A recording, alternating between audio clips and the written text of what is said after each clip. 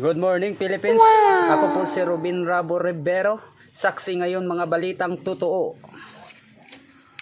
Kanselado ang klase sa ibang bahagi ng bansa Huwebes, July 24, 2025. Dulot ng pag-ulan na dala ng bahabagat at mga bagyo na sina Dante at Emong. Aalamin natin yan sa kay Kuya Bern. Kuya Bern, pasok! Luzon, Visayas at Mindanao. Wow. At ito po ang lagay ng panahon natin ngayon. Kasalukuyang na malalasak po ang dalawang bagyo natin. Base po dito sa ating bagyong Dante, ito po ay papalabas na po ng ating Philippine Area of Responsibility. Ito po ang good news para sa atin. Ngunit may isa pa pong bad news. Ang dating low pressure area na nasa malapit po ng Ilocos Region ay naging ganap na po ng isang bagyo. At ito po ay naging isang supervisor category.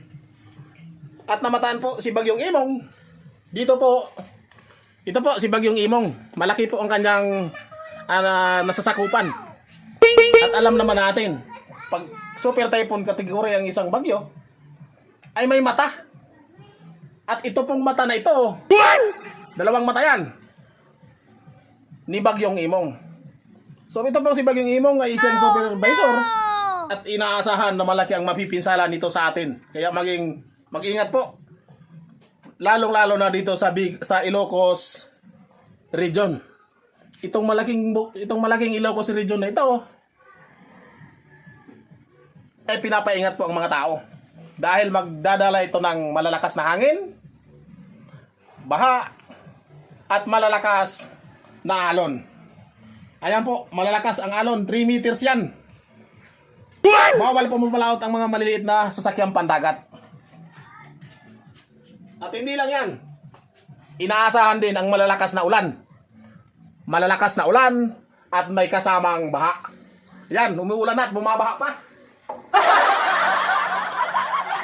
Itong buong Ilocos Region, ay hindi lang po ito ang dadalasain ng bagyo. Kasama na po ang Ilocos, Isabela, Benguet, Apayao, at Nueva Ecija. Ito po sa government nagsasabi, maging I am ready sa serbisyong totoo ng Oh my God.